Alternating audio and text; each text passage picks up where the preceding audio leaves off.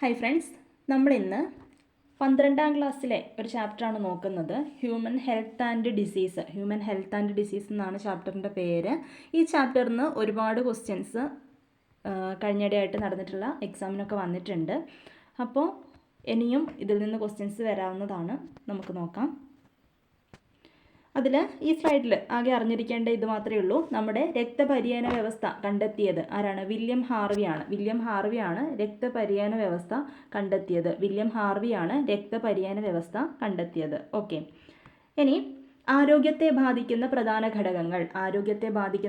ഘടകങ്ങൾ ജനിതക വൈകല്യങ്ങൾ, രോഗാണുബാധ, ജീവിതശൈലികൾ. ആരോഗ്യത്തെ ബാധിക്കുന്ന പ്രധാന ഘടകങ്ങളാണ് ജനിതക വൈകല്യങ്ങൾ, രോഗാണുബാധ, ജീവിതശൈലികൾ. ഇനി നമുക്ക് രോഗാവസ്ഥ സംജാതമാകുമ്പോൾ ശരീരത്തിലെ ഒന്നോ അതിലധികമോ അവയവങ്ങളുടെയോ അവയവ വ്യവസ്ഥകളുടെയോ പ്രവർത്തനങ്ങൾ തടസ്സപ്പെടുന്നതിൻ്റെ ഫലമായി പലതരത്തിലുള്ള സൂചനകളും ലക്ഷണങ്ങളും ശരീരം പ്രകടമാക്കുന്നു. ഓക്കെ, തരത്തിലുള്ള സൂചനകളും ലക്ഷണങ്ങളും ഒക്കെ ശരീരം പ്രകടമാക്കുന്നുണ്ട്. ഈ രോഗങ്ങളെ പ്രധാനമായിട്ടും രണ്ടായിട്ട് പറയാം അല്ലേ? പകരുന്ന രോഗങ്ങളും പകരാത്ത രോഗങ്ങളെന്നും. ഒരാളിൽ നിന്നും മറ്റൊരാളിലേക്ക് പകരുന്ന രോഗങ്ങളെ പകർച്ചവ്യാധികൾ എന്നാണ് പറയുന്നത്. ഒരാളിൽ നിന്നും മറ്റൊരാളിലേക്ക് പകരുന്ന രോഗങ്ങളെ എന്ത് പറയാം? പകർച്ചവ്യാധികൾ സർവ്വസാധാരണവും നമ്മളിൽ ഓരോരുത്തർക്കും പലപ്പോഴായി പിടിപെട്ടിട്ടുമുള്ളതാണ്. എയ്ഡ്സ് പോലെയുള്ള ചില പകരുന്ന രോഗങ്ങൾ മാരകമാണ്. പകരാത്ത രോഗങ്ങളിൽ മരണകാരണമായ ഒരു രോഗമാണ് ക്യാൻസർ. ഓക്കെ, പകരാത്ത രോഗങ്ങളിൽ മരണകാരണമായ ഒരു രോഗമാണ് ക്യാൻസർ. മയക്കുമരുന്നിൻ്റെയും മദ്യത്തിൻ്റെയും ദുരുപയോഗവും നമ്മുടെ ആരോഗ്യത്തെ പ്രതികൂലമായിട്ട് ബാധിക്കാറുണ്ട്. ഓക്കെ, അത്രയേ ഉള്ളൂ. ഇനി അടുത്തത് പാത്തോജൻസ്. എന്താണ് പാത്തോജൻസ്? രോഗകാരികൾ. ബാക്ടീരിയ, വൈറസുകൾ, ഫംഗസുകൾ, പ്രോട്ടോസോവകൾ, വിരകൾ മുതലായ വിഭാഗത്തിൽപ്പെട്ട പലതരം ജീവികൾ മനുഷ്യരിൽ രോഗങ്ങൾക്ക് കാരണമാകുന്നു. അപ്പോൾ രോഗങ്ങൾക്ക് കാരണമാകുന്ന ഇത്തരം ആൾക്കാരെയാണ് രോഗകാരികൾ എന്ന് പറയുന്നത്, പാത്തോജൻസ്. ഓക്കെ, ഇനി ഓരോ രോഗങ്ങൾ നോക്കാം. സന്നിപാത ജ്വരം, ടൈഫോയിഡ്. മനുഷ്യരിൽ സന്നിപാത ജ്വരത്തിന് കാരണമാകുന്ന രോഗകാരിയാണ് സാൽമണല്ല ടൈഫി. ഈ ടൈഫോയിഡ് എന്താണ്? ഒരു ബാക്ടീരിയ രോഗമാണ്. ഓക്കെ, ഒരു ബാക്ടീരിയ രോഗമാണ് ടൈഫോയിഡ് അല്ലെങ്കിൽ സന്നിപാത ജ്വരം. അതിന് കാരണം സാൽമണല്ല ടൈഫി എന്ന ബാക്ടീരിയയാണ്. സാൽമണല്ല ടൈഫി ഈ ബാക്ടീരിയകളാൽ മലിനമാക്കപ്പെട്ട ആഹാരത്തിലൂടെയും ജലത്തിലൂടെയും ഇവ ചെറുകുടലിലേക്കും അവിടെ നിന്ന് രക്തത്തിലൂടെ മറ്റ് അവയവങ്ങളിലേക്കും പ്രവേശിക്കുന്നു. നീണ്ടു നിൽക്കുന്ന കടുത്ത പനി, ക്ഷീണം, തലവേദന, വയറുവേദന, വിശപ്പില്ലായ്മ, മലബന്ധം മുതലായവ ഈ രോഗത്തിൻ്റെ പ്രധാന ലക്ഷണങ്ങളാണ്. രോഗത്തിൻ്റെ കാഠിന്യമേറിയ ഘട്ടങ്ങളിൽ ഇവ കുടലിൽ ദ്വാരങ്ങൾ ഉണ്ടാക്കുകയും രോഗിക്ക് മരണം സംഭവിക്കുകയും ചെയ്യുന്നു. അതൊരു ചോദിക്കാൻ പറ്റിയ ഒരു പോയിന്റാണ്. രോഗത്തിൻ്റെ കാഠിന്യമേറിയ ഘട്ടങ്ങളിൽ കുടലിൽ ദ്വാരങ്ങൾ ഉണ്ടാക്കുകയും രോഗിക്ക് മരണം സംഭവിക്കാൻ ഇടയാക്കുകയും ചെയ്യുന്ന രോഗം ഏതാണ്? ടൈഫോയിഡാണ്. ടൈഫോയിഡിൽ ഒരു ഓ വരുന്നുണ്ട് അല്ലേ? അതൊരു ദ്വാരമായിട്ടങ്ങ് കണക്കാക്കിയാൽ മതി. അപ്പോൾ നമുക്ക് പെട്ടെന്ന് മനസ്സിലാവും. രോഗത്തിൻ്റെ കാഠിന്യമേറിയ ഘട്ടത്തിൽ കുടലിൽ ദ്വാരങ്ങൾ ഉണ്ടാവുന്നു. ഏതാണ്? ടൈഫോയിഡ്. ഇത് ടെസ്റ്റ് ചെയ്യുന്ന ഒരു ടെസ്റ്റാണ് Widal test. Okay, Widal test. Widal ടെസ്റ്റിലൂടെ സന്നിപാത ജ്വരം സ്ഥിരീകരിക്കാം. ഇനി ഈ ഒരു രോഗം ഉണ്ടായിട്ടുള്ളൊരു ചേച്ചിയാണ് ടൈഫോയിഡ് മേരി എന്ന വിളിപ്പേരിൽ അറിയപ്പെട്ടിരുന്ന മേരി മാലൻ എന്ന പാചകക്കാരിയുടെ ജീവിതം വൈദ്യശാസ്ത്ര മേഖലയിൽ പരാമർശിക്കപ്പെടേണ്ട ഒരു വിഷയമാണ്. ഓക്കെ, ടൈഫോയിഡ് മേരി എന്നാണ് അവർ വിളിക്കപ്പെട്ടിരുന്നത്. ശരിക്കും പേര് മേരി മാലൻ എന്നാണ്. അവരുടെ പേര് വൈദ്യശാസ്ത്ര മേഖലയിൽ പരാമർശിക്കപ്പെടേണ്ട ഒരു വിഷയമാണ്. എന്തുകൊണ്ടാണ്? സന്നിപാത ജ്വരത്തിൻ്റെ വാഹകയായിരുന്ന അവർ പാചകം ചെയ്ത ഭക്ഷണങ്ങളിലൂടെ വർഷങ്ങളോളം നിരവധി പേർക്ക് സന്നിപാത ജ്വരം പകരുകയുണ്ടായി. ഓക്കെ, അവരൊരു പാചകക്കാരിയാണ്. അവർ പാചകം ചെയ്ത് കൊടുക്കുന്ന ഭക്ഷണങ്ങളിൽ നിന്ന് പലർക്കും ഇങ്ങനെ സന്നിപാത ജ്വരം പകരുകയുണ്ടായി. ഓക്കെ, അപ്പോൾ ഇവിടെ ഓർത്തിരിക്കേണ്ടത് സന്നിപാത ജ്വരത്തിന് കാരണമാകുന്ന രോഗകാരിയായ ബാക്ടീരിയയാണ് സാൽമണല്ല ടൈഫി. ഇതൊരു ബാക്ടീരിയ രോഗമാണെന്ന് മനസ്സിലായി. പിന്നെ വിശപ്പില്ലായ്മ, തലവേദന, വയറുവേദന, ക്ഷീണമൊക്കെയാണ് ഇതിൻ്റെ ലക്ഷണങ്ങൾ. എന്നാൽ രോഗം കഠിനമായാൽ കുടലിൽ ദ്വാരങ്ങൾ ഉണ്ടാക്കുന്നു. രോഗിക്ക് മരണം വരെ സംഭവിക്കാം. ഇതിൻ്റെ ടെസ്റ്റാണ് വൈഡൽ ടെസ്റ്റ്. പിന്നെ ടൈഫോയിഡ് മേരി എന്നുള്ള ആ ഒരു പേരും ഓർത്തിരിക്കുക. ഇനി ബാക്ടീരിയ രോഗങ്ങൾ, കുറച്ച് ബാക്ടീരിയ രോഗങ്ങൾ തന്നിട്ടുണ്ട്. അതിൽ ടൈഫോയിഡ് മാത്രമാണ് ഒന്ന് എടുത്തു പറഞ്ഞിട്ടുള്ളത്, ബാക്കി രോഗങ്ങളൊന്നും നോക്കാം. ക്ഷയം ഒരു ബാക്ടീരിയ രോഗമാണ്, രോഗകാരി. മൈക്കോബാക്ടീരിയം ട്യൂബർകുലോസിസ് ആണ് അതിൻ്റെ രോഗകാരി. ഇനി കുഷ്ഠം എന്താണ്? ഹാൻസൻസ് ഡിസീസ് എന്നറിയപ്പെടുന്ന കുഷ്ഠമാണ് മൈക്കോബാക്ടീരിയം ലെപ്രയാണ് രോഗകാരി. കുഷ്ഠം Mycobacterium leprae. Diphtheria Corynebacterium diphtheriae. Okay, അതിൽ തന്നെ ഉണ്ടല്ലേ, കോറിനിബാക്ടീരിയം ഡിഫ്തീരിയ കോറിനിബാക്ടീരിയം ഡിഫ്തീരിയെ. കോളറയാണെങ്കിലോ കോളറ, വിബ്രിയോ കോളറെ. ടെറ്റനസ് ആണെങ്കിൽ ക്ലോസ്ട്രിഡിയം ടെറ്റനൈ. ഓക്കെ, ഒന്ന് പറഞ്ഞു നോക്കിയാലോ. ക്ഷയം മൈക്കോബാക്ടീരിയം ട്യൂബർകുലോസിസ്, കുഷ്ഠം Mycobacterium leprae, diphtheria Corynebacterium diphtheriae, cholera Vibrio cholerae, tetanus Clostridium tetani. Okay, ഈ ടെറ്റനസ് ആണ് ലോക്ജോ ഡിസീസ് എന്നൊക്കെ അറിയപ്പെടുന്നത്. ലോക്ജോ ഡിസീസ് ഏതാണ്? ടെറ്റനസ് ആണ് രോഗകാരി. ക്ലോസ്ട്രിഡിയം ടെറ്റനിയാണ്. ഓക്കെ, ഇനി അടുത്തത് സിഫിലിസ്. ട്രിപ്പോണിമ പാലിഡം ആണ് സിഫിലിസിൻ്റെ രോഗകാരി. Okay, syphilis, Treponema pallidum. Gonorrhoea Neisseria gonorrhoea.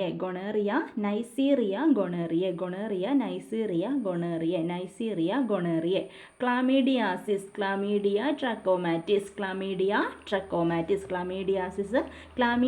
ട്രക്കോമാറ്റിസ്. ഇതൊക്കെ എന്താണ്? ബാക്ടീരിയ രോഗങ്ങളാണ്.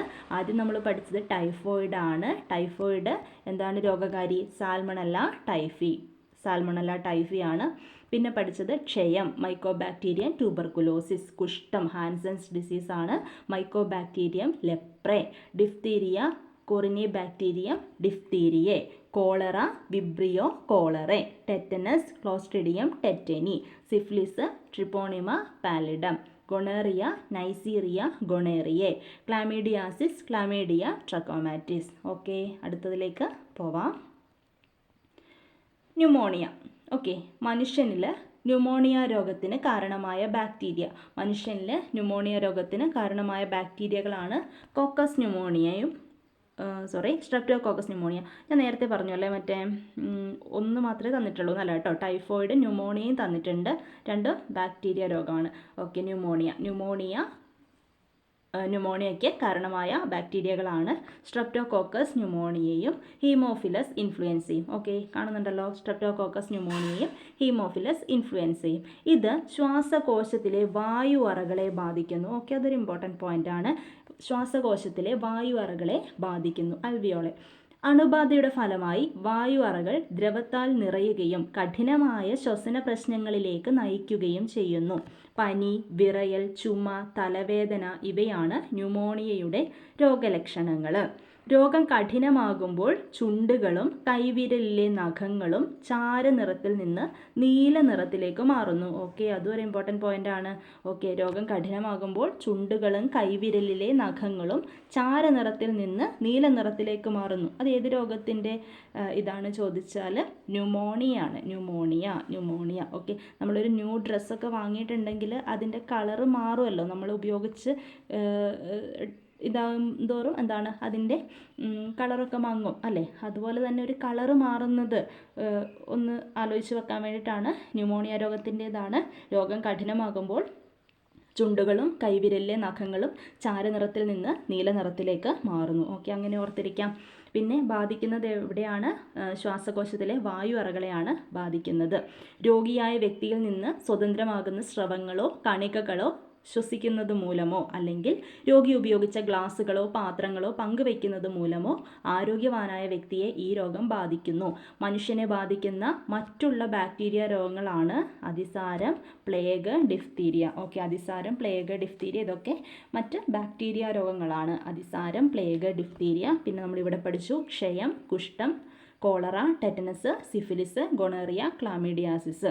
ഇവിടെ നമ്മൾ എന്താണ് രോഗം കഠിനമായിട്ടുണ്ടെങ്കിൽ പഠിച്ചിട്ടുള്ളത്? ടൈഫോയിഡിൻ്റെ കേസിൽ കുടലിൽ ദ്വാരങ്ങൾ ഉണ്ടാവുന്നു. കുടലിൽ ദ്വാരങ്ങൾ ഉണ്ടാവുന്നത് ടൈഫോയിഡിൻ്റെ ഒരു ഇതാണ്. എന്നാൽ കളറ് മാറുന്നത് ചുണ്ടിൻ്റെയും കൈവിരലിലെ നഖങ്ങളുടെയും ഒക്കെ കളറ് ചാരനിറത്തിൽ നിന്ന് നീല നിറത്തിലേക്ക് മാറുന്നത് ഏതിൻ്റെ ലക്ഷണമാണ്? ന്യൂമോണിയ കഠിനമാകുന്നതിൻ്റെ ലക്ഷണമാണ്. ഓക്കെ. സ്ട്രെപ്റ്റോകോക്കസ് ന്യൂമോണിയ, ഹീമോഫിലസ് ഇൻഫ്ലുവൻസയാണ് ഇതിന് കാരണമായിട്ടുള്ള ബാക്ടീരിയകൾ. ഓക്കെ. ഇനി ജലദോഷം. ജലദോഷം എന്താണ്? വൈറസ് രോഗമാണ്. ജലദോഷം അറിയാവുന്നതാണ്. മനുഷ്യരിലെ പകരുന്ന രോഗങ്ങളിൽ ഏറ്റവും പ്രധാനപ്പെട്ട ഒന്നായ സാധാരണ ജലദോഷം, കോമൺ കോൾഡ്, ഓക്കെ, പരത്തുന്നത് വൈറസുകളാണ്. എന്ത് വൈറസാണ്? റൈനോ വൈറസുകൾ. ശ്വാസകോശങ്ങളെ ബാധിക്കാതെ നാസികയെയും ശ്വാസനാളത്തെയും രോഗാണുക്കൾ ബാധിക്കുന്നു. നാസികയെയും ശ്വാസനാളത്തെയും രോഗാണുക്കൾ ബാധിക്കുന്നു. 3 മുതൽ 7 ദിവസം വരെ നീണ്ടു നിൽക്കുന്ന മൂക്കടപ്പ്, മൂക്കൊലിപ്പ്, തൊണ്ടവേദന, തൊണ്ടയിൽ കരകരപ്പ്, ചുമ, തലവേദന, ക്ഷീണം മുതലായവയാണ് സാധാരണ ജലദോഷത്തിൻ്റെ ലക്ഷണങ്ങൾ. അതൊക്കെ നമുക്ക് അറിയുന്നതാണ് അല്ലേ? ഓക്കെ. രോഗിയായ ഒരു വ്യക്തിയുടെ ചുമ അല്ലെങ്കിൽ തുമ്മലിൽ നിന്ന് പുറത്തു വരുന്ന കണികകൾ നേരിട്ട് ശ്വസിക്കുന്നത് മൂലമോ അല്ലെങ്കിൽ രോഗാണുക്കളാൽ മലിനമാക്കപ്പെട്ട വസ്തുക്കളായ പേന, ബുക്ക്, കപ്പ്, വാതിൽപ്പിടികൾ, കമ്പ്യൂട്ടറിൻ്റെ കീബോർഡ്, മൗസ് മുതലായവയിൽ നിന്നോ ആരോഗ്യവാനായ ഒരു വ്യക്തിയിലേക്ക് രോഗം പകരുന്നു. അപ്പോൾ ഇവിടെ ഓർത്തിരിക്കേണ്ടത് റൈനോ വൈറസ്. ഓക്കെ, ജലദോഷത്തിന് കാരണമായിട്ടുള്ള വൈറസാണ് റൈനോ വൈറസുകൾ. ഇനി നമുക്ക് മറ്റ് വൈറസ് രോഗങ്ങൾ നോക്കാം. ജലദോഷമാണ് പഠിച്ചിട്ടുള്ളത്. ബാക്കിയുള്ള വൈറസ് രോഗങ്ങൾ ഇവിടെയുണ്ട്. റുബെല്ലയ്ക്ക് കാരണമായിട്ടുള്ള വൈറസാണ് റുബെല്ല വൈറസ്. റുബെല്ലയ്ക്ക് കാരണമായിട്ടുള്ള വൈറസ് റുബെല്ല വൈറസ് ആണ്. വസൂരി, വാരിയോള വൈറസ്. വസൂരി എന്താണ്? സ്മോൾ പോക്സ് അല്ലേ? വസൂരി, വാരിയോള വൈറസ്. ഇതിലിപ്പോൾ ഓർത്തിരിക്കേണ്ടത് അല്ലെങ്കിൽ മാറിപ്പോവാതിരിക്കേണ്ടത് ഈ വസൂരിയും ചിക്കൻ ബോക്സും ആണ്. ഓക്കെ. വാരിയോള വൈറസും ഉണ്ട്, വാരിസെല്ല സോസ്റ്ററും ഉണ്ട്. അതൊന്ന് മാറിപ്പോവാതൊന്ന് ഓർത്തിരിക്കണം. വസൂരിയുടേതാണ് വാരിയോള വൈറസ്.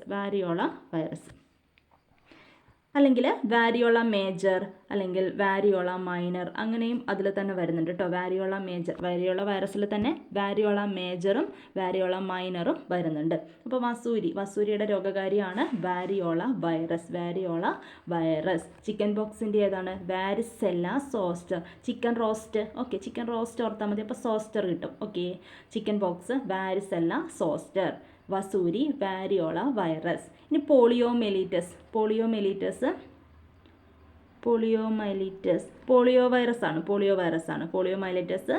വൈറസ് ആണ്. പേവിഷബാധ, റാബിസ് വൈറസ് ആണ്. ഇതൊക്കെ ഈസിയാണ് കേട്ടോ. അതിൽ തന്നെ ഉണ്ടല്ലോ റുബെല്ല വൈറസ്, പേവിഷബാധ, റാബിസ് വൈറസ്. പിന്നെ genital herpes simplex virus 2. Okay, അതൊന്ന് പഠിച്ചിരുന്നോ? ജെനിറ്റൽ ഹെർപ്പിസ് സിംപ്ലെക്സ് വൈറസ് 2 ആണ്. പകർച്ചപ്പനി, ഫ്ലൂ ആണെങ്കിൽ ഇൻഫ്ലുവൻസ വൈറസ് ആണ്. ഇൻഫ്ലുവൻസ വൈറസ് ആണ്. ഇനി മീസിൽസ്, അഞ്ചാം പനി റൂബിയോള വൈറസ് ആണ്. ഓക്കെ. മീസിൽസ് വൈറസ് നമ്മളോട് ചോദിക്കാൻ ചാൻസ് ഏതാണ്? Rubeola virus. മീസിൽസ് വൈറസ് അല്ലെങ്കിൽ റൂബിയോള വൈറസ്. ഓപ്ഷനിൽ രണ്ടും ഉണ്ടെങ്കിൽ A, B എന്നൊക്കെ തന്നിട്ടുണ്ടെങ്കിൽ രണ്ടും എഴുതാം. Measles virus, rubeola virus. Okay. മുണ്ടിനീര്, മംസ് വൈറസ് ആണ്. ഓക്കെ, മംസ് വൈറസ് ആണ്. മുണ്ടിനീര് മംസ് വൈറസ് ആണ്. അപ്പോൾ ഇതൊക്കെ എന്താണ്? വൈറസ് രോഗങ്ങളാണ്. Rubella, smallpox, poliomyelitis, chickenpox, പേവിഷബാധ, റാബിസ്, പിന്നെ ജെനിറ്റൽ ഹെർപ്പിസ്, പകർച്ചപ്പനി, അഞ്ചാം പനി, മുണ്ടുനീര്, ഇതൊക്കെ വൈറസ് രോഗങ്ങളാണ്.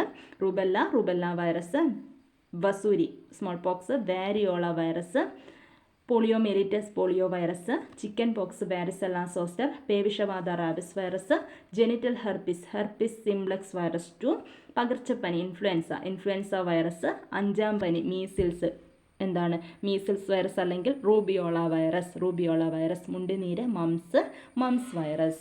ഓക്കെയാണ്. അടുത്തയിലേക്ക് പോവാം.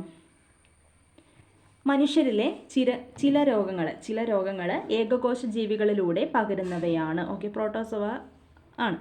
അനേകം വർഷങ്ങളായി മനുഷ്യർ പോരാടിക്കൊണ്ടിരിക്കുന്ന മലമ്പനിയെക്കുറിച്ച് നിങ്ങൾ കേട്ടിരിക്കും അല്ലേ? ആരാണ് പരത്തുന്നത്? അനോഫിലസ് പെൺകൊതുകുകളാണ്. അനോഫിലസ് പെൺകൊതുകുകളാണ് മലമ്പനി പരത്തുന്നത്. പ്ലാസ്മോഡിയം എന്നറിയപ്പെടുന്ന ഏകകോശ ജീവിയാണ് ഈ രോഗത്തിന് കാരണം. ഓക്കെ, പ്ലാസ്മോഡിയം എന്നറിയപ്പെടുന്ന ഏകകോശ ജീവിയാണ് ഈ രോഗത്തിന് കാരണം. പ്ലാസ്മോഡിയത്തിൻ്റെ വിവിധ സ്പീഷീസുകൾ ഏതൊക്കെയാണ്? Plasmodium vivax, Plasmodium malariae, Plasmodium falciparum. Plasmodium vivax, Plasmodium malariae, Plasmodium falciparum. ഇതൊക്കെയാണ് പ്ലാസ്മോഡിയത്തിൻ്റെ വിവിധ സ്പീഷീസുകൾ. ഒന്നുകൂടെ നോക്കാം. Plasmodium vivax, Plasmodium malariae, Plasmodium falciparum. സാധാരണ മലേറിയ ഉണ്ടല്ലോ, അതിനൊക്കെ കാരണം ഈ പ്ലാസ്മോഡിയം വൈവാക്സ് ആണ്. എന്നാൽ മാലിഗ്നൻ്റ് മാരകമായിട്ടുള്ള മലമ്പനിക്ക് കാരണമാകുന്നത് ഏതാണ്? പ്ലാസ്മോഡിയം ഫാൽസിപ്പാരമാണ്. കുറച്ചായിട്ട് ചോദിക്കുന്നയാൾ ഇതാണ് കേട്ടോ. പ്ലാസ്മോഡിയം ഫാൽസിപ്പാരമാണ്. പ്ലാസ്മോഡിയം ഫാൽസിപ്പാരം മാരകമായ മലമ്പനിക്ക് കാരണമാകുന്നത് ആരാണ്? പ്ലാസ്മോഡിയം ഫാൽസിപ്പാരമാണ്. ഓക്കെ, അപ്പോൾ മലമ്പനി ഒരു പ്രോട്ടോസോവ രോഗമാണ്. പ്ലാസ്മോഡിയം എന്നറിയപ്പെടുന്ന ഏകകോശ ജീവിയാണ് ഇതിന് കാരണം. പ്ലാസ്മോഡിയത്തിൻ്റെ തന്നെ വിവിധ സ്പീഷീസുകളുണ്ട്. Plasmodium vivax, Plasmodium malariae, Plasmodium falciparum. അതിൽ മാരകമായ മലമ്പനിക്ക് കാരണമാകുന്നത് പ്ലാസ്മോഡിയം ഫാൽസിപ്പാരമാണ്. ഓക്കെ, ഇനി ഈ മലമ്പനി എങ്ങനെയാണ് ഒരു രോഗിയിലേക്ക് എത്തുന്നത് എന്നുള്ളതാണ് നമ്മൾ നോക്കാൻ വേണ്ടി പോകുന്നത്. അപ്പോൾ ഈ പിക്ചർ ഒന്ന് നോക്കുക.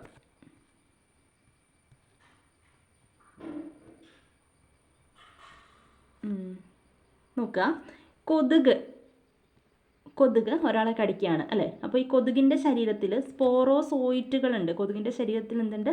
സ്പോറോസോയിറ്റുകളുണ്ട്. അത് മനുഷ്യ ശരീരത്തിലേക്ക് കടക്കുന്നു. ഇവിടെ ശ്രദ്ധിക്കണം കേട്ടോ.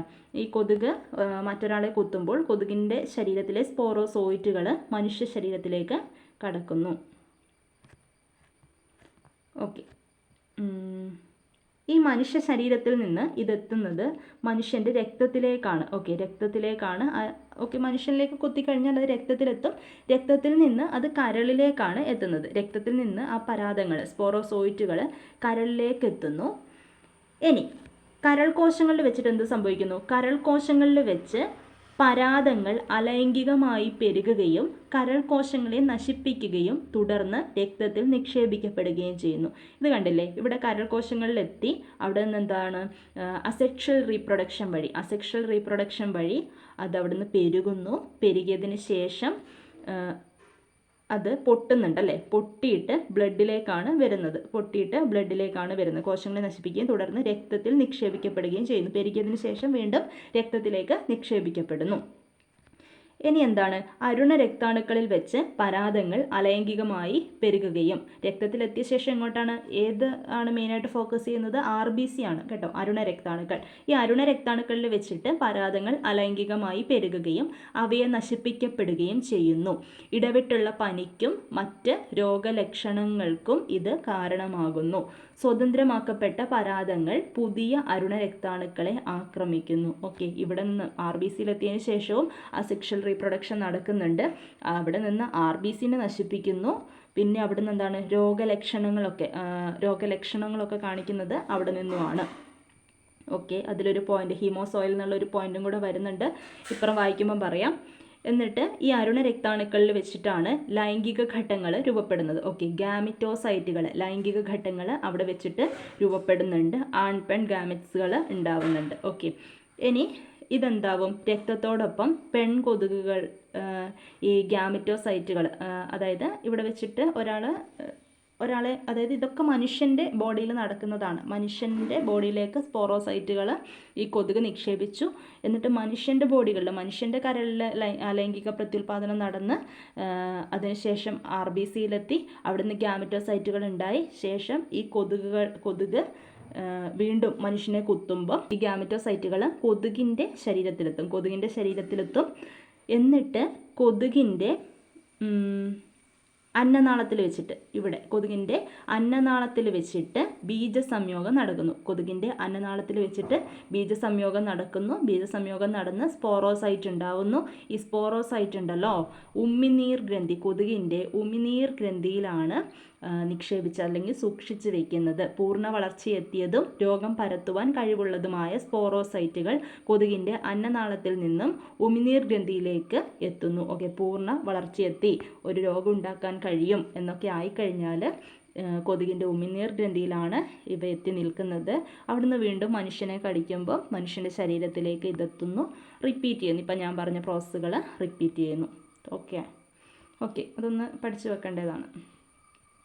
കണ്ടോ, കൊതുക് കടിക്കുമ്പം സ്പോറോസോയിറ്റ് മനുഷ്യൻ്റെ ശരീരത്തിലെത്തും. മനുഷ്യ ശരീരത്തിൽ എന്ന് വെച്ചാൽ ഏത് അവയവത്തിലാണ്? കരളിലെത്തും. കരളിലെത്തിയിട്ട് അവിടെ അസെക്ഷൽ റീപ്രൊഡക്ഷൻ നടക്കും. അസെക്ഷൽ റീപ്രൊഡക്ഷൻ നടന്ന് ആ ഒരു പരാതങ്ങൾ അല്ലെങ്കിൽ അവിടെ ഉണ്ടാവുന്ന സാധനം പൊട്ടിയിട്ട് വീണ്ടും ബ്ലഡിലേക്കാണ് വരുന്നത്. ബ്ലഡ് എന്ന് വെച്ചാൽ മെയിനായിട്ട് ആർ ബി സിയിലേക്കാണ് വരുന്നത്. ആർ ബി സിയിലെത്തി വീണ്ടും അസെക്ഷൽ റീപ്രൊഡക്ഷൻ നടക്കും. അവിടുന്ന് എല്ലാം കരളിലെത്തുമ്പം കരൾ നശിപ്പിക്കുന്നുണ്ട്, ആർ ബി സിയിലെത്തുമ്പോൾ ആർ ബി സിനെ നശിപ്പിക്കുന്നുണ്ട്, എല്ലാം നടത്തുന്നുണ്ട് കേട്ടോ. എന്നിട്ട് ആർ ബി സിനെ നശിപ്പിക്കുന്നു. അവിടെ വെച്ചിട്ടാണ് നമുക്ക് ഈ രോഗലക്ഷണങ്ങളൊക്കെ ഉണ്ടാവില്ലേ, അതിന് കാരണം ഈ ഹീമോസോയിലാണ്. അപ്പുറം വായിക്കുമ്പോൾ വൃത്തിക്ക് പറഞ്ഞുതരാം. ഹീമോസോയിലാണ്. പിന്നെ ഈ ആർ ബി സിയിൽ വെച്ചിട്ട് തന്നെ എന്തുണ്ടാവും? ഗ്യാമീറ്റോസൈറ്റുകൾ ഉണ്ടാവും. ആൺ പെൺ ഗ്യാമീറ്റോസൈറ്റുകൾ ഉണ്ടാവും. ഈ ഗ്യാമീറ്റോസൈറ്റുകൾ കൊതുക് വന്ന് ആ മനുഷ്യനെ കടിക്കുമ്പം കൊതുകിൻ്റെ ശരീരത്തിലേക്ക് എത്തുന്നു, കൊതുകിൻ്റെ അന്നനാളത്തിലെത്തുന്നു. അവിടെ വെച്ചിട്ട് ബീജസംയോഗം നടക്കുന്നു. ബീജസംയോഗം നടന്ന് അവിടുന്ന് വികസിച്ച് സ്പോറോസൈറ്റ് ആയതിനു ശേഷം കൊതുകിൻ്റെ ഉമിനീർ ഗ്രന്ഥിയിലാണ് അത് ശേഖരിക്കപ്പെടുന്നത്. രോഗം പരത്താനുള്ള കഴിവൊക്കെ കിട്ടിയ സ്പോറോസൈറ്റുകൾ ഉമിനീർ ഗ്രന്ഥിയിൽ ശേഖരിക്കപ്പെടുന്നു. അവിടുന്ന് വീണ്ടും മനുഷ്യനെ കടിക്കുന്നു. അങ്ങനെ മനുഷ്യൻ്റെ ശരീരത്തിലെത്തുന്നു, സ്പോറോസൈറ്റ് എത്തിയിട്ട് വീണ്ടും ഈ ഒരു സർക്കിൾ ഇങ്ങനെ പോയിക്കൊണ്ടിരിക്കുന്നു. ഓക്കെ, ഇനി ഞാൻ വായിക്കാം. പ്ലാസ്മോഡിയത്തിൻ്റെ ജീവിതചക്രമാണ് ഇപ്പം വിവരിച്ചിരിക്കുന്നത്. രോഗാണുവാഹകരായ അനോഫിലസ് പെൺകൊതുകുകൾ കുത്തുമ്പോൾ പ്ലാസ്മോഡിയത്തിൻ്റെ രോഗം പകർത്തുന്ന രൂപമായ സ്പോറോസോയിറ്റുകൾ, ഇമ്പോർട്ടൻ്റ് ആണ്, സ്പോറോസോയിറ്റുകൾ മനുഷ്യ ശരീരത്തിലേക്ക് പ്രവേശിക്കുന്നു. ഈ പരാതങ്ങൾ ആദ്യം കരൾ കോശങ്ങളിൽ വെച്ച് പെരുകുന്നു. പിന്നീട് അരുണരക്താണുക്കളെ ആക്രമിക്കുകയും അവയെ നശിപ്പിച്ച് പുറത്തു വരികയും ചെയ്യുന്നു. ഈ രക്താണുക്കൾ പിളരുന്നതിനോടൊപ്പം വിഷപദാർത്ഥമായ ഹീമോസോയിൻ സ്വതന്ത്രമാക്കപ്പെടുകയും ചെയ്യുന്നു. അരുണരക്താണുക്കളിൽ വെച്ചിട്ട് ഇത് അസെക്ഷൽ റീപ്രൊഡക്ഷൻ നടന്നല്ലോ. അപ്പോൾ ഒരു വിഷപദാർത്ഥം പുറത്തെത്തുന്നുണ്ട്, ഹീമോസോയിൻ സ്വതന്ത്രമാക്കപ്പെടുകയും ചെയ്യുന്നു. ഇത് വിറയലിനും 3-4 ദിവസം നീണ്ടു നിൽക്കുന്ന ഇടവിട്ടുള്ള കഠിനമായ പനിക്കും ഇടയാക്കുന്നു. ഏതാണ് ഈ ഹീമോസോയിൻ? രോഗബാധിതനായ ഒരു വ്യക്തിയിൽ നിന്നും അനോഫിലസ് പെൺകൊതുകുകൾ വഴി ഈ പരാതങ്ങൾ കൊതുകിൻ്റെ ശരീരത്തിൽ പ്രവേശിക്കുകയും തുടർന്നുള്ള വളർച്ചയ്ക്ക് വിധേയമാകുകയും ചെയ്യുന്നു. പരാതങ്ങൾ കൊതുകിൻ്റെ ശരീരത്തിനുള്ളിൽ സ്വയം പെരുകി സ്പോറോസോയിറ്റുകളാകുന്നു. എന്താകുന്നു? സ്പോറോസോയിറ്റുകൾ. ആദ്യം നമ്മൾ പറഞ്ഞില്ലേ, അതേ സ്പോറോസോയിറ്റ്. ഓക്കെ, ഇത് ഉമിനീർ ഗ്രന്ഥികളിൽ ശേഖരിക്കപ്പെടുകയും ഈ കൊതുകുകൾ വഴി സ്പോറോസോയിറ്റുകൾ മറ്റൊരാളുടെ ശരീരത്തിലേക്ക് പ്രവേശിക്കുകയും ചെയ്യുന്നു. ഈ പ്രക്രിയ ആവർത്തിക്കുന്നു. ഓക്കെ, ഞാൻ പറഞ്ഞത് തന്നെയാണ് വീണ്ടും പറയുന്നത്. ഓക്കെ, ഈ ഒരു പിക്ചറൊന്ന് മനസ്സിൽ വെച്ചാൽ മതി, അപ്പോൾ ഓർമ്മ കിട്ടും. കൊതുക് മനുഷ്യനെ കടിക്കുമ്പോൾ എന്താവും? മനുഷ്യനെ കടിക്കുമ്പോൾ സ്പോറോസോയിറ്റുകൾ, കൊതുകിൻ്റെ ശരീരത്തിലുള്ള സ്പോറോസോയിറ്റുകൾ മനുഷ്യൻ്റെ കരളിലെത്തുന്നു. കരളിലെത്തിയതിന് ശേഷം അലൈംഗികമായിട്ട് പെരുകുന്നു, കരൾകോശങ്ങളെ നശിപ്പിക്കുന്നു. തുടർന്ന് ഈ ഒരു അലൈംഗികമായിട്ട് പെരുകിയ സാധനം കണ്ടോ, പൊട്ടിയിട്ട് ബ്ലഡിലേക്ക് പോകുന്നു. അവിടെ എത്തി ആർ ബി സി അരുണരക്താണുക്കളിൽ വെച്ചിട്ട് പരാതങ്ങൾ അലൈംഗികമായിട്ട് പെരുകുകയും അവയെ നശിപ്പിക്കുകയും ചെയ്യുന്നു. ഇടവിട്ടുള്ള പനിക്കും മറ്റ് രോഗലക്ഷണങ്ങൾക്കും ഇത് കാരണമാകുന്നു. അപ്പോൾ അവിടെ ഒരു വിഷപദാർത്ഥം വരുന്നുണ്ട് അല്ലേ, ഹീമോസോയിൻ അവിടെ സ്വതന്ത്രമാക്കപ്പെടുന്നുണ്ട്. അതാണ് ഇടവിട്ടുള്ള പനിക്കും മറ്റ് രോഗലക്ഷണങ്ങൾക്കും കാരണമാകുന്നത്. സ്വതന്ത്രമാക്കപ്പെട്ട പരാതങ്ങൾ പുതിയ അരുണരക്താണുക്കളെ ആക്രമിക്കുന്നു. അവിടെ വെച്ചിട്ട് തന്നെ ഗാമിറ്റോസൈറ്റുകൾ രൂപപ്പെടുന്നു. ഈ ഗാമിറ്റ്സുകൾ വേറൊരു കൊതുക് വന്നിട്ട് ഈ മനുഷ്യനെ കുത്തുമ്പോൾ ഗാമിറ്റോസൈറ്റുകൾ കൊതുകിൻ്റെ ശരീരത്തിലെത്തും. അവിടെ വെച്ച് ബീജസംയോഗം നടക്കും, സ്പോറോസൈറ്റുകൾ രൂപപ്പെടും. അങ്ങനെ പാകമായിട്ടുള്ള സ്പോറോസൈറ്റുകൾ ഉമിനീർ ഗ്രന്ഥിയിൽ ശേഖരിക്കപ്പെടും. പിന്നെ മറ്റൊരു മനുഷ്യനെ കുത്തുന്നു. ഇങ്ങനെ ഈ ഒരു പരിപാടി നടന്നുകൊണ്ടേയിരിക്കുന്നു. ഓക്കെ, അതാണ് ഇപ്പം പറഞ്ഞത്. അപ്പോൾ നോക്കൂ, പ്ലാസ്മോഡിയത്തിൻ്റെ ജീവിതചക്രം പൂർണ്ണമാകാൻ രണ്ട് ആതിഥേയരുണ്ട്. പ്ലാസ്മോഡിയത്തിൻ്റെ ജീവിതചക്രം പൂർണ്ണമാകാൻ 2 ആതിഥേയരുണ്ട്, മനുഷ്യജീവിയും കൊതുകും. പ്ലാസ്മോഡിയത്തിൻ്റെ ജീവിതചക്രം പൂർണ്ണമാകാൻ വേണ്ടിയിട്ട് 2 ആതിഥേയരുണ്ട്, മനുഷ്യജീവിയും കൊതുകും. അനോഫിലസ് പെൺകൊതുകുകൾ രോഗാണുവാഹകരായും പ്രവർത്തിക്കുന്നു. ഓക്കെ, ഇനി കുറച്ച് ക്വസ്റ്റ്യൻസ് ആണ് വന്നിരിക്കുന്നത്. ഏറ്റവും മാരകമായ മലമ്പനിക്ക് കാരണമായ അയേക്കാൻ സാധ്യതയുള്ള ഏകകോശ ജീവി ഏതാണ്? Plasmodium oval, Plasmodium malariae, Plasmodium falciparum, Plasmodium vivax. ഏതാണ് മാരകമായ മലമ്പനി? അല്ലേ, പ്ലാസ്മോഡിയം ഫാൽസിപ്പാരമാണ്. ഇനി മലേറിയ രോഗാണു ഏത് ഘട്ടത്തിലാണ് രോഗമുണ്ടാക്കുന്നത്? ഏത് ഘട്ടത്തിലാണ് മലേറിയ രോഗാണു ഏത് ഘട്ടത്തിലാണ് രോഗമുണ്ടാക്കുന്നത്? ഏതാണ്? സ്പോറോസോയിറ്റ് ആയതിനു ശേഷം അല്ലേ, സ്പോറോസോയിറ്റ് ആയതിനു ശേഷമാണ് രോഗം ഉണ്ടാക്കുന്നത്. ഇനി ഒരു last CPO exam, woman CPO എക്സാമിന് ചോദിച്ചിട്ടുള്ള ക്വസ്റ്റ്യനാണ്. മലമ്പനിയുടെ പ്രധാന ലക്ഷണമാണ് ഒന്നിടവിട്ട ദിവസങ്ങളിൽ വരുന്ന വിറയലോട് കൂടിയ പനി. ഇതിന് കാരണം താഴെ കൊടുത്തിരിക്കുന്നവയിൽ ഏതാണ്? ഹീമോഗ്ലോബിൻ, ഹീമോസിൻ, ഹീമോസോയിൽ, ഹീമോഫീലിയ. ഏതാണ് ആൻസർ വരുന്നത്? ഹീമോസോയിലാണ് അല്ലേ, ഹീമോസോയിലാണ്. ഓക്കെ, അപ്പോൾ ഞാൻ ഇത്രയും കാര്യങ്ങളാണ് ഇന്ന് പറയാൻ വേണ്ടി എടുത്തിട്ടുള്ളത്. ഒന്നിച്ചായാൽ വീഡിയോൻ്റെ ലെങ്ത്ത് കൂടും. അപ്പോൾ നമുക്ക് കുറച്ചായിട്ട് ഈ ചാപ്റ്റർ തീർക്കാം. വളരെ ഇമ്പോർട്ടൻ്റ് ആയിട്ടുള്ള ചാപ്റ്ററാണ്. Okay, thank U.